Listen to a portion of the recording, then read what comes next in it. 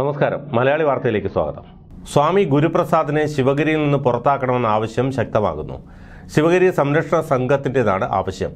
ബലാത്സംഗ ശ്രമം അടക്കമുള്ള ആരോപണങ്ങൾ ഉയരുന്ന പശ്ചാത്തലത്തിൽ ഗുരുപ്രസാദിനെ ശിവഗിരിയിൽ നിന്നും ശ്രീനാരായണ ധർമ്മ സംഘത്തിൽ നിന്നും പുറത്താക്കണമെന്നാവശ്യപ്പെട്ട ശിവഗിരി സംരക്ഷണ സംഘം ശിവഗിരി ധർമ്മസംഘം ബോർഡ് അംഗങ്ങൾക്ക് നിവേദനം സമർപ്പിച്ചു.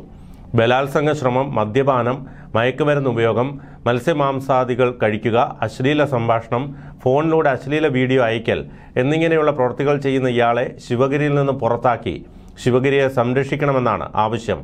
എൻ വിജേന്ദ്രകുമാർ, പ്രസന്നൻ വൈഷ്ണവ് എന്നിവരുടെ നേതൃത്വത്തിലാണ് നിവേദനം സമർപ്പിച്ചത്. വിഷയത്തെക്കുറിച്ച് അന്വേഷിക്കാൻ ശിവഗിരി മഠത്തിലേക്ക് വിളിച്ച മലയാളി വാർത്തയോട് ശിവഗിരി അധികൃതർ പ്രതികരിച്ചത് ഇങ്ങനെയാണ്.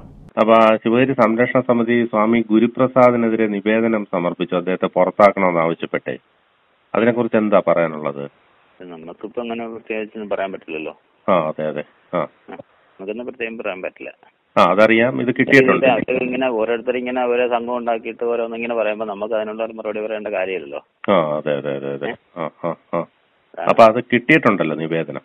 നിരവധി കേസുകളിൽ പ്രതിയായിട്ടുള്ള ക്രിമിനലുകളുടെ സഹായത്തോടെ ഗുരുപ്രസാദ് നടത്തുന്ന NTV എന്ന ചാനലിലൂടെ ശിവഗിരിയിലെ സന്യാസിമാർക്കെതിരെ നടത്തുന്ന വ്യാജ ആരോപണങ്ങൾക്കെതിരെ നിയമ നടപടി സ്വീകരിക്കാൻ തീരുമാനിച്ചതായി ശിവഗിരി സംരക്ഷണ സമിതി അറിയിച്ചു.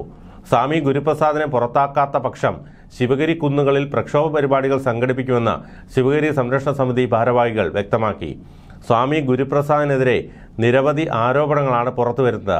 പലതും മഠം ഇടപെട്ട് ഒതുക്കി തീർക്കുന്നതായി ഇവർ പറയുന്നു. പലപ്പോഴും വിദേശയാത്രകൾ അടക്കം നടത്തുന്ന ഗുരുപ്രസാദ് ആഡംബര ജീവിതമാണ് നയിക്കുന്നതെന്ന ആക്ഷേപവും ഉയരുകയാണ്.